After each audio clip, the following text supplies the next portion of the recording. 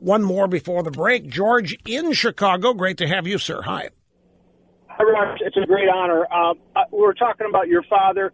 I want to remember my father, who died in 1957. He was a mechanical and electrical engineer for AC Spark Plug, and he worked in a plant in Milwaukee where we grew up. I never knew him. He died when I was 3. My younger brother was just born, and my older brother was 5. But what he did was he was engaged in 100% of the production of material for the United States Air Force. Specifically, his Milwaukee installation was producing gun bomb rocket sites, bombing navigational computers under high priority security standards. And his work and product in the plant were the utmost importance to the Air Force. And I say this because there's so many people that are unsung heroes that are working every day. We need to unite the country with the people that are working in the lines. That's why what President Trump is doing, bringing manufacturing back to Wisconsin and all over the United States, is vital to the security of our country. And, God, I miss my dad. Massive heart attack. I'm sure he was, during World War II and then 57 when he was doing the Korean work with his plant. It was too much. But God bless him. I miss him, and I hope to see him someday. No doubt you will, I think. But, you're absolutely right about something. I have a phrase for people like your dad.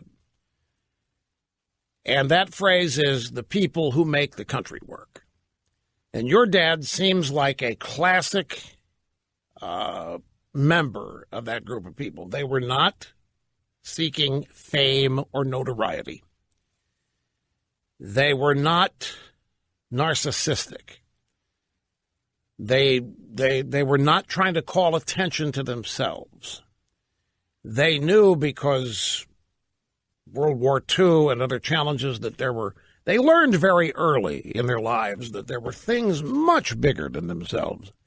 And they had to grow up really fast. They didn't have the luxury that their kids and grandkids had of growing up at leisure. They didn't have the opportunity for leisure. There were genuine, real threats that needed to be defended, threats to the country.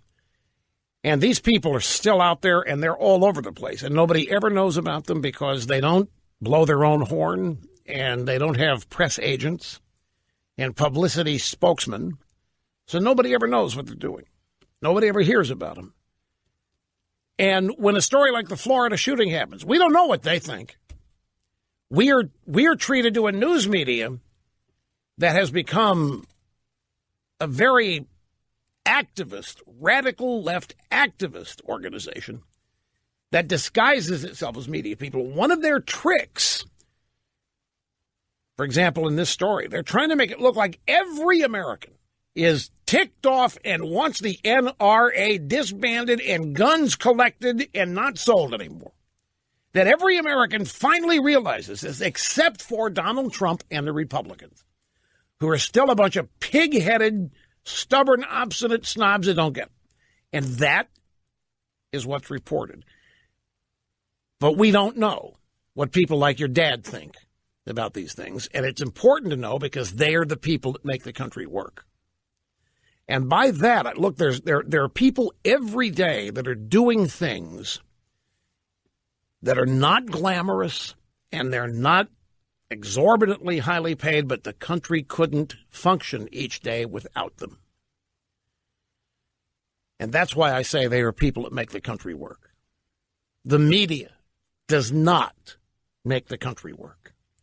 The media, in many ways, provides an impediment for people to overcome. The media is an obstacle that some people have to find their way around. In many ways, doing a disservice. And I really think this story in Florida, there is so big a disservice being done. If the objective is to stop and think, the next shooting is going to happen. There is going to be one. Yet we continue to act like maybe there won't be. And then when it happens, we're shocked and saddened and mad. But we know it's going to happen. Intelligence, guided by experience.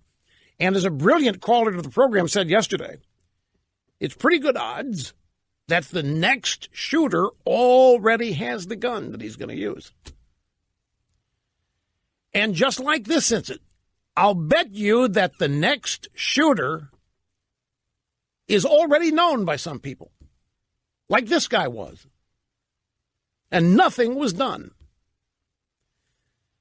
FBI said, well, the video tip that we got, there wasn't enough. There just wasn't enough. The guy's name was not enough. We couldn't confirm that it was the real guy. Well, how about this guy had been visited his house by the cops 39 times over a number of years. How in the world can this guy slither through this many law enforcement hands? And the answer is how their hands are tied. See, if we really want to do something about this, we got to realize this is America. It's not the America we wish. It's not an America where there aren't any guns. It's not an America where there is no NRA. It's not an America where there isn't a Second Amendment. It's an America with 300 guns and a bunch of mentally disturbed people out there being mentally disturbed for a whole bunch of reasons that we also better get our arms around. If we're going to stop it, if we're going to save the kids, shouting, stop the guns, ban the guns, or dumping on Trump or Republicans or the NRA is not going to do one thing towards stopping the next event.